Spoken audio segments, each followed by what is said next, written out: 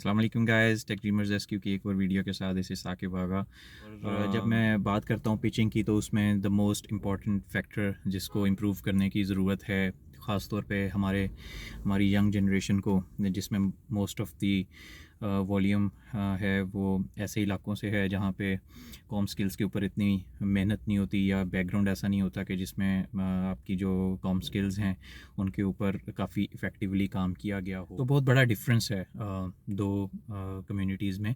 कुछ लोग जो ऐसे बैकग्राउंड से हैं जिसमें इफ़ेक्टिव कम्युनिकेशन स्किल्स लोग फॉलो कर रहे हैं, उनकी सराउंडिंग्स ऐसी हैं, उनकी स्कूलिंग ऐसी है, उनकी जो यूनिवर्सिटीज़ में बड़ा प्रैक्टिकली इस चीज़ को देखा जाता है।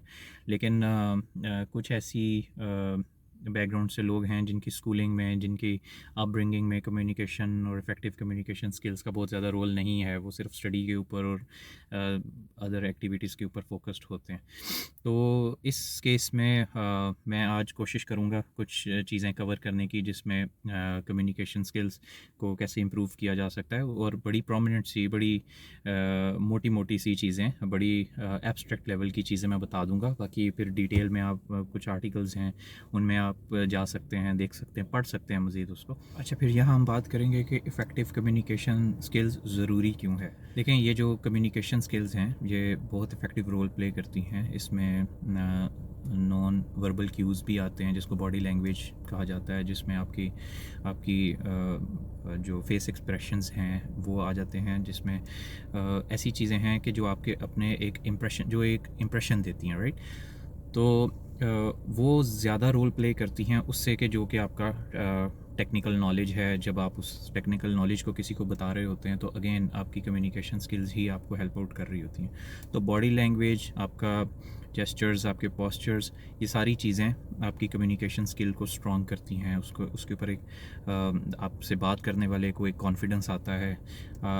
तो ये आपकी कामयाबी में, जो भी आप किसी भी चीज़ पर अगर आप कम्युनिकेट कर रहे हैं, आप अपना मैसेज देना चाह रहे हैं, आप अपना कोई पिच दे रहे हैं किसी चीज़ के ऊपर, आप कोई टॉक दे रहे हैं किसी ऑर्गेनाइजेशन में या किसी सेमिनार में, या फिर आप इंटरव्यू दे रहे हैं किसी इंटरव्यूअर को, उस केस में आपकी communication skills more than 60-70% role play कर रही होती हैं। इवन के ये 65 to 90-95% तक इसका जो कम्युनिकेशन स्किल्स है, इसका सक्सेसफुल रेट है। और अगर आप इस स्किल को बेहतर बनाते हैं तो ये बहुत सारी अदर जो हमारे अंदर खामियां होती हैं, हमारे अंदर नॉलेज गैप्स होते हैं, हमारी जो टेक्निकल कैपेबिलिटीज़ होती हैं उनमें बहुत से गैप्स होते हैं, बहुत सी चीज़ें रह जाती हैं जो हमने ओवर द टाइम नहीं लर्न की होती। तो ये उन गैप्स को भी most of the times fill कर देती है। If your communication is good then of course बाकी चीज़ें तो वक्त के साथ साथ सारी ज़िंदगी इंसान लर्न करता है, वो हो ही जाती हैं। तो सबसे पहले मैं अब जिक्र करता जाऊंगा वन बाय वन, जो चीज़ें मैं नोट करता हूँ और जो चीज़ें आपको डूज़ एंड डोंट्स जो हैं वो सारे मैं एक्सप्लेन करता जाऊंगा। तो मैं स्टार्ट करूंगा डोंट से, जो वो इसलिए क्योंकि ये एक बड़ी एम्बैरेसिंग सी सिचुएशन होती है, और मैं चाहता हूँ कि इसको फौरी तौर पे मैं हेल्प आउट करूँ अपने लोगों के, अपने अपने यंगस्टर्स को, ऐसे लोग जो अभी कम्युनिकेशन के गैप की वजह से प्रॉब्लम में आ जाते हैं।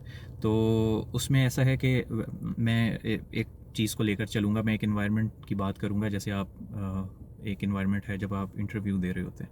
तो जब आप इंटरव्यू दे रहे होते हैं तो इंटरव्यू स्टार्ट होता है और कम्युनिकेशन स्टार्ट होती है इन इंग्लिश फॉर एग्जांपल। तो when the interview starts communicating with you and starts the interview in English, तो मैंने देखा है कि मोस्ट ऑफ़ द टाइम्स जो जो रिस्पोंडेंट होता है, जो लोग होते हैं, वो उर्दू में उसका जवाब दे रहे होते हैं। जो इंटरव्यूअर है वो पूछ रहा है आपसे एक मोड ऑफ लैंग्वेज में, दैट इज़ इंग्लिश, और जो जवाब देने वाला है वो सुन रहा है कि मुझे इंग्लिश में पूछा जा रहा है, लेकिन वो उसका आंसर उर्दू में कर रहा है। ठीक है, नेवर डू दैट। देखें, आपको जेडी में मालूम होता है, जॉब डिस्क्रिप्शन में, कि कॉम स्किल्स कितनी ज़रूरी हैं इस जॉब के लिए। और अगर कभी ऐसी सिचुएशन आ भी जाए तो just go with that, go with your English skills जो कुछ भी हैं, जैसी भी हैं, but don't switch your language, don't answer in a different language. अगर उर्दू में बात हो रही है, आप इंग्लिश में रिस्पॉन्ड कर रहे हैं, that looks odd as well. तो इसलिए मैं यहाँ पे इंग्लिश कॉम स्किल्स के ऊपर इसलिए ज़्यादा फोकस करूँगा क्योंकि to deal with international market most of the जो हायरिंग्स हैं उसमें ये देखा जाता है कि if this person has to be a leader and if he has to face the end client which is mostly on the outside Pakistan, तो then there should not be a language barrier। उस language barrier को break करने के लिए इस चीज़ की एक requirement होती है, और जो उसमें ज़ाहिर है अच्छा कैपेबल पर्सन हो वही सिलेक्ट होता है। तो मेरा मकसद आपको ये बिल्कुल इस तरफ लाना नहीं है कि आप उर्दू छोड़कर इंग्लिश की तरफ आ जाएं या इंग्लिश की वैल्यू ज़्यादा है, ऐसी बात नहीं है। यहाँ पर सिर्फ एक कम्युनिकेशन एथिक्स की बात हो रही है कि जब आप के साथ कोई भी कम्युनिकेशन जिस लैंग्वेज में स्टार्ट करे, आप उस लैंग्वेज में उसका जवाब दीजिए। और उसके बाद फिर जब कम्युनिकेशन स्टार्ट होती है तो there are certain salutations. Salutations mean है कि ग्रीटिंग कैसी की जाती है, कम्युनिकेशन स्टार्ट कैसे की जाती है। मैंने अपनी लास्ट वीडियो में भी सैल्यूटेशंस के बारे में, ग्रीटिंग्स के बारे में बताया था कि हमेशा अच्छे तरीके से ग्रीट करें। और जब आप ग्रीटिंग करते हैं तो उसमें बहुत सी एग्जांपल्स हो सकती हैं, जैसे hello, good morning, how are you John, so this can be one thing। good morning John, how are you, इस तरह से भी हो सकता है। तो डिफरेंट सैल्यूटेशंस हैं। गुड इवनिंग अहमद, अस्सलाम वालेकुम, हाउ आर यू। ठीक है, तो ये एक तरीका है अच्छे तरीके से स्माइल के साथ, कॉन्फिडेंस के साथ, एक अच्छी टोन के साथ सैल्यूटेशंस का, ग्रीटिंग्स का, बात का स्टार्ट करने का। और इसमें फिर आगे जैसे जैसे बढ़ती जाती है तो उसमें कुछ और भी ऐसी चीज़ें हैं, जैसे thank you for giving me the time, I appreciate your time and I hope that will be enjoying this conversation. So ये एक तरीका है कि जिसमें आप शो करते हैं कि you are excited about what's going to be talked about, what's going to happen in the next this interview and this communication session। तो जब आप पहली ही अपनी पहले स्टेप पे ही इंटरव्यूअर को ये आइडिया दे देते हैं अपने बारे में कि यू आर रेडी, ठीक है, तो वो बाकी सारे इंटरव्यू में भी आपसे एक्सपेक्ट करता है कि whatever you are saying is mostly you have a point about it. ठीक है, अच्छा, यहाँ पे मैं एक बात कहता चलूँ कि क्योंकि आप जब कन्वर्सेशन स्टार्ट कर रहे होते हैं तो don't go for such conversation without preparation. Always prepare. अपना जो स्टार्ट है कम्युनिकेशन का, जब भी आपने किसी से बात करनी हो, देखें बहुत सी कन्वर्सेशंस ऐसी हैं, कम्युनिकेशंस ऐसी हैं जो प्लान्ड होती हैं। आपको पता है आपको किसी को फ़ोन करना है, आपको पता है आपने किसी से मीटिंग करनी है, बात करनी है, या आपसे किसी ने करनी है। तो बहुत सी केसेस में कन्वर्सेशंस जो होती हैं वो प्लान्ड होती हैं हमारी लाइफ में। तो if anything is planned, just go for it. उसमें ऐसा नहीं होना चाहिए कि आप अनप्लैंड ही उस कम्युनिकेशन की तरफ चले जाएं और बाद में जो है वो बड़ी एक डिस्ट्रीब्यूटेड सी कन्वर्सेशन आप कर रहे हो जिसका ना कोई सर है ना पैर है, कुछ भी जोड़े चले जा रहे हैं और बताए जा रहे हैं, तो उसमें वो कंफ्यूज पर्सनैलिटी की एक निशानी है। तो उसे अवॉइड करें। और ऑलवेज़ प्रिपेयर योर इंट्रोडक्शन। जैसे मैंने अपनी लास्ट वीडियो में भी कहा था, prepare your introduction, prepare the salutations. हमेशा आपको पता होना चाहिए कि आपने 2 लाइंस की जो इंट्रोडक्टरी टॉक है वो कैसे करनी है, अपना इंट्रोडक्शन कैसे देना है। ख़ास तौर पे आपकी जो सैल्यूटेशंस हैं, जो आपकी ग्रीटिंग्स हैं, वो बहुत वेल प्रिपेयर्ड होनी चाहिए। It's not a big deal, आप बड़ी इजीली लर्न कर सकते हैं। इसके अलावा आपको पता है कि जब आप किसी को ग्रीट करेंगे तो उसका रिस्पांस भी आएगा, या फिर आप को कोई ग्रीट करेगा तो आपको उसका रिस्पांस देना है, तो उस रिस्पॉन्सेस की भी प्रैक्टिस करें। जैसे आपको कोई भी कहता है कि good morning Ahmad, how are you, तो you can say I am fine, thanks for asking, how are you doing. So a very well prepared response with a smile, with a good gesture. So this makes them very confident that this guy is very confident, very well prepared to talk to us, and he's comfortable talking to us। एक चीज़ इसमें बहुत considerable है, and that is good listening skills। जब आप किसी भी communication का start करें तो ये माइंड में रखें कि आप इसलिए नहीं सुन रहे कि आप उसको रिस्पॉन्ड कर सकें, बल्कि इसलिए सुन रहे हैं कि आप उसको समझ सकें, उसकी बात को समझ सकें, उसका पॉइंट समझें। कभी भी ऐसी कन्वर्सेशन अच्छी कन्वर्सेशन नहीं होती जिसमें आप इसलिए उसको when you listen to respond कि ये मुझे ये बात करेगा, मैं इसको ये रिस्पॉन्स दूंगा, चाहे वो फैमिली लाइफ हो, चाहे आपकी प्रोफेशनल लाइफ हो। उसमें आप जब भी सुनते हैं इस जहन के साथ, इस इंटेंशन के साथ उसको सुनिए कि आप उसकी उस बात को समझना चाह रहे हैं कि what's the point in it. Next चीज़ जो है वो है आपकी body language during the conversation. The most of the time you are talking, the interviewer, the leader who is talking to you, वो आपकी बॉडी लैंग्वेज से असेसमेंट कर रहा होता है। जो लीडर्स हैं ख़ास तौर पे, they don't care about the details, sometimes they are, but sometimes they जज फ्रॉम द बॉडी लैंग्वेज। तो और लीडर्स में ये चीज़ होती है कि वो बड़े कम वक्त में आपको असेस कर सकते हैं।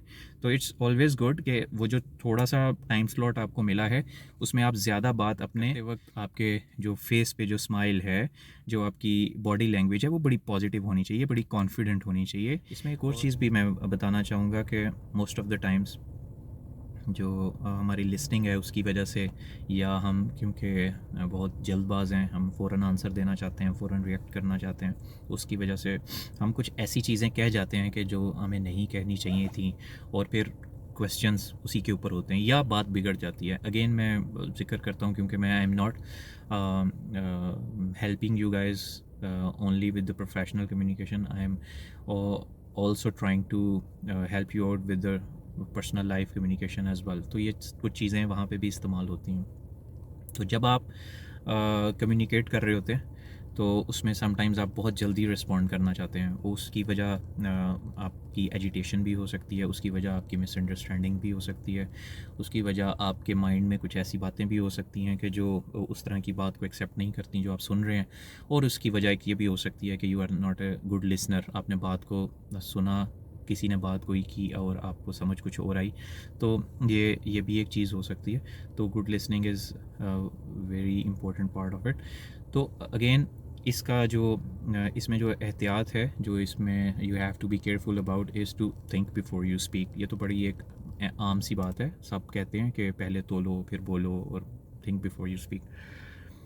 तो जब आप सोचते हैं थोड़ा सा बात करने से पहले, तो इसमें आपको जो सुनने वाला है उसको भी एक बड़ी अच्छी वाइब आती है, और वो जब आपको देखता है कि you are thinking and then you are speaking, which means के यू आर नॉट, आपने रट्टा नहीं लगाया हुआ किसी इसमें। थिंक बिफोर यू स्पीक आपका सिर्फ कहने की बात नहीं होनी चाहिए, बल्कि आपका नज़र भी आना चाहिए, आपके फेस से नज़र आना चाहिए।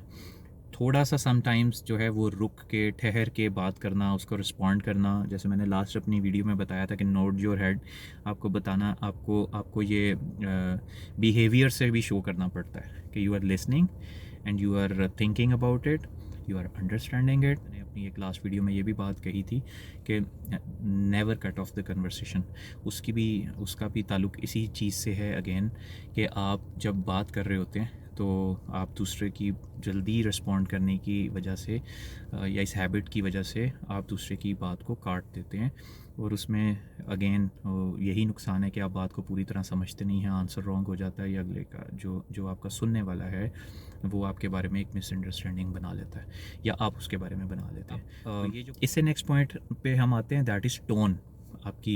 आपकी जो बात करने की टोन है वो बड़ी बैलेंस्ड होनी चाहिए। बहुत ज़्यादा एक्साइटेड होकर बात करना भी एक आर्टिफिशियल बिहेवियर लगता है। बहुत ही लो वॉल्यूम में बात करना भी कि दूसरे सुनने वाले को ये कहना पड़े थोड़ा लाउड बात करें, बहुत ऑड लगता है। और फिर ये कि जब बात कर रहे हैं उसमें एक मोनोटोन में बात कर रहे हैं, उसमें आपको बिल्कुल फीलिंग्स बाहर नहीं आ रही, समझ नहीं आ रही किसी को कि आप कहना क्या चाह रहे हैं। तो आपकी जो टोन है वो बड़ी बैलेंस्ड होनी चाहिए। आपकी टोन को आपकी बॉडी लैंग्वेज के साथ सिंक कर रहे होना चाहिए। आपकी टोन जो है वो बड़ी लाउड एंड क्लियर होनी चाहिए, ओवर लाउड नहीं होनी चाहिए, लेकिन लाउड एंड क्लियर होनी चाहिए। और अपनी बात को समझाने का जो एक कॉन्फिडेंस होता है कि आप जो कह रहे हैं सही कह रहे हैं, वो आपकी टोन से नज़र आता है। समटाइम्स व्हेन यू आर, जैसा आपने देखा होगा कि कोई झूठ बोल रहा हो तो उसकी टोन में और जो सच बोल रहा हो उसकी टोन में फ़र्क होता है। ये फैक्टर होना बहुत ज़रूरी है कि आपकी जो टोन है वो बड़ी कॉन्फिडेंट होनी चाहिए, और वो उसी वक्त आ सकती है when you know the answers, when you know how to give the answers, when you know how to do the effective communication. तो गाइज़, मैं अपनी वीडियो को आज शॉर्ट रख रहा हूँ। सिर्फ ये कुछ पॉइंट्स जो मैंने लास्ट बताए, ये अपनी कॉम स्किल्स के अंदर इसको हाईलाइट कीजिए, इसकी प्रिपरेशन स्टार्ट कीजिए।